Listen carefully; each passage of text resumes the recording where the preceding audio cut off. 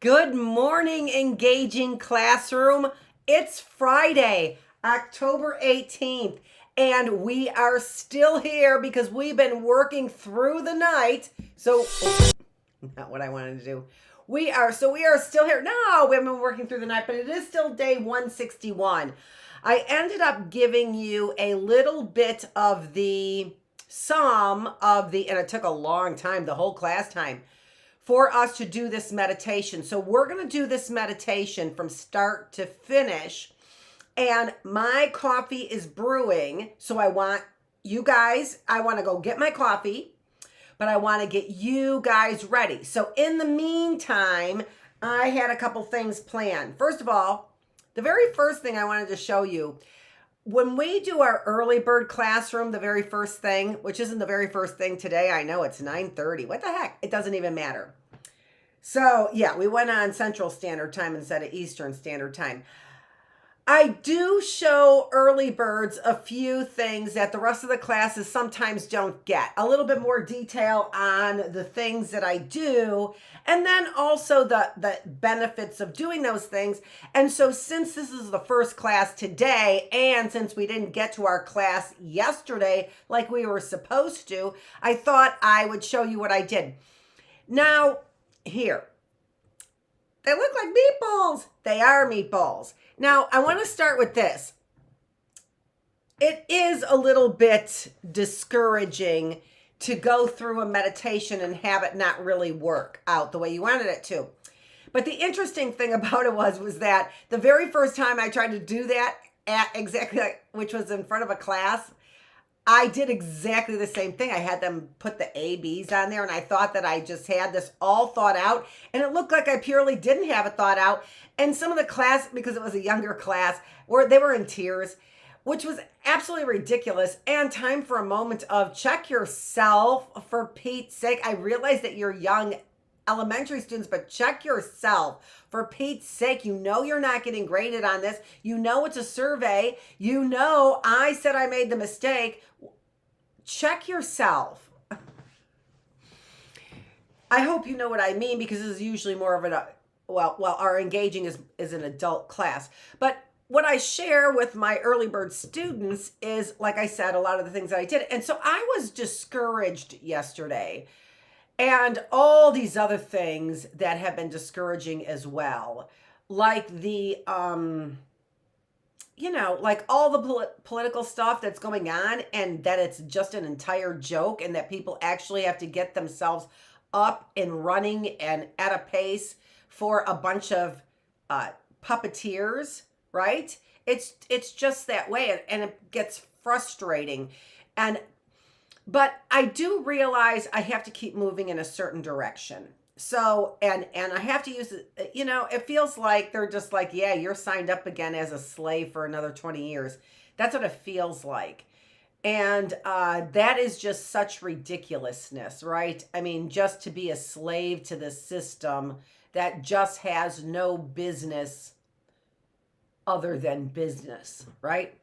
Anyway, so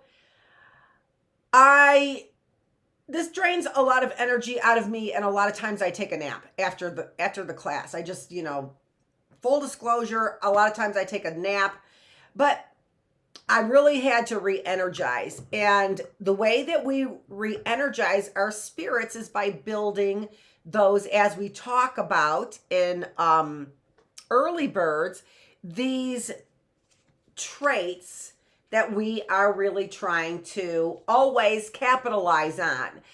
These are the things that bring us all of the things we're reading about in our Dalai Lama book, right? These are the things that bring us that. In my classroom, all the time is trying to show you that these are the things that are important. It is not those, greenbacks. It's just not the greenbacks that bring us the satisfaction. And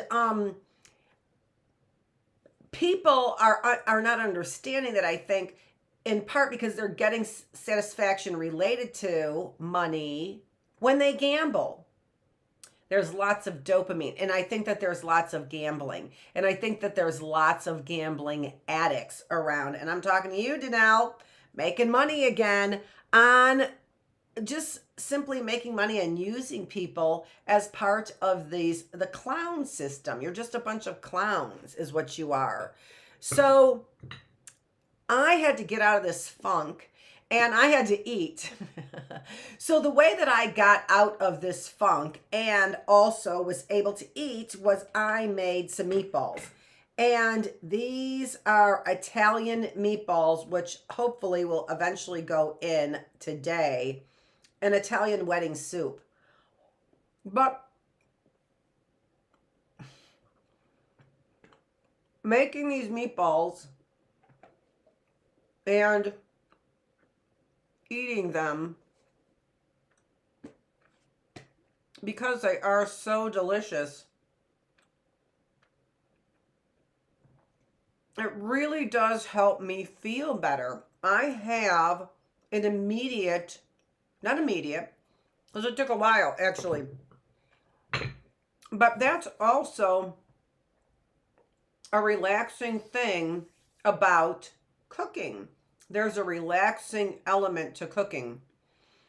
I made sure that my stovetop was actually facing everything that would be happening outside of the kitchen. So the rest of the kitchen was behind me, and I have an open floor plan so I could see the TV, and I'm by myself a lot of times, and you know I watch Gunsmoke. So there I am rolling out my meatballs, my Italian wedding soup meatballs. Oh my gosh, they're so delicious. And that's a calming kind of thing for me, right? So I was discouraged and disappointed, and I'm more and more discouraged and disappointed about the things that have been going on. Like I said, that feels like a joke politically. And all the efforts that I put into getting people to see things differently, when I think the powers that be are just laughing because they consistently say that they are able to stop this. And why would you stop it? I mean, what kind of evil empire are you that would want to stop what I'm doing or to make it into a comedy, make it into a big joke? Why the things that are important to human beings and humanity would anyone want to make into a big joke? So it gets discouraging, right? And so in all of this, I hope that you're getting a few things ready, which I didn't tell you to get ready. So just a piece of paper you'll need and a pen is what you'll need. All right. And you can mark your piece of paper from 1 to 48. All right. 1 to 48. And we're going to do this meditation exercise in a minute. But the preface to all of this is that we really need to find ways that we're engaged. Maybe you don't like cooking, and maybe that's not the thing for you. I happen to think, once again, that it was a beautiful thing that I designed my kitchen so I could go and see all of these things while I am in the kitchen. The kitchen for us as a family was always where the family meetings were, that or, you know, the lavatory. Not the laboratory, but the lavatory. That was the girls' meeting there. You know, and somebody reminded me of that. And it was really kind of stupid anyway, but whatever. I mean, that he reminded me of this because that's what I'm talking about. Just a bunch of people who are making jokes out of what I've been doing. And that is what I'm teaching you, is how to keep your spirit alive. And that's what people want to destroy. My spirit, your spirit, in order for people to fall in line as soldiers or just make jokes of it, right? Just pass the buck. I happen to be the buck. Pass the buck and let's see what somebody else is going to do. As if, once again, here in Michigan with the Michigan militia, slavery actually does exist. I realize I have freedom to do all of this stuff, but clearly, if people aren't willing to pay me, it's simply because they've built a system that doesn't appreciate what I'm doing and makes a joke out of it. And that absolutely is undemocratic. It's undemocratic. It's un-American. And, engaging classroom. The other thing I'm thinking about is I've never been against profiling. If we put anything into a computer, that's exactly what a computer does, is profile. That's exactly what CSI people do, is they profile. That's what data does for us. It profiles us, and then it gives us statistics. And if I were to profile people right now who are criminal, it absolutely would be, all we need to do is look at the movement, as I've said, of the white supremacists. And we had a president who was a white supremacist president, and that white supremacist president then has built momentum behind this movement. And profiling for criminals then would be those people who support those policies, criminal policies. And you can see it in their banners on their lawn. So if I were to profile criminals and criminal behavior, that's kind of where I would start. Just letting you know. You're not shutting me up.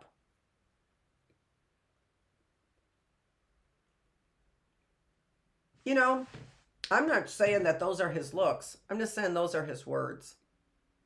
I'm going to go put these back in the refrigerator. I'm going to go get my coffee. I'm going to let you get your paper and your pen and start marking your piece of paper from 1 to 48. And then get your candle, turn out your lights, and let's get ready for our meditation. It's going to take us longer than our normal engaging class, so I'm glad that I have a fresh face to start this. I'm going to turn off yesterday's engaging class and make that private. And so we have a couple minutes before we get started with our meditation. All right?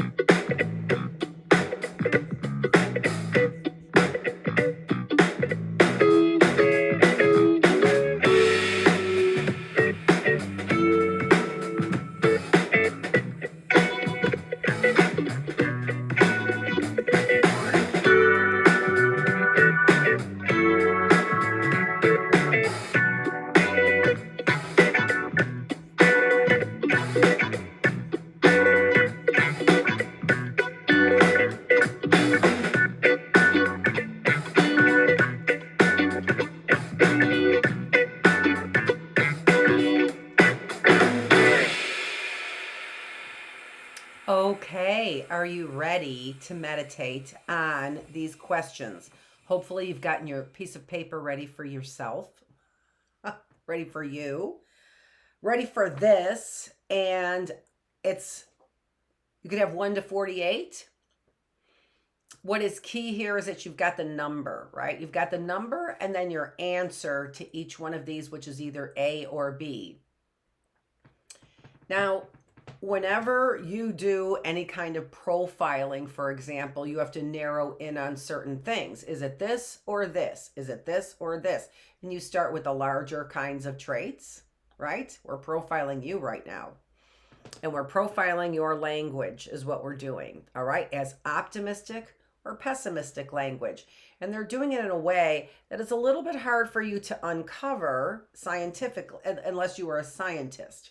So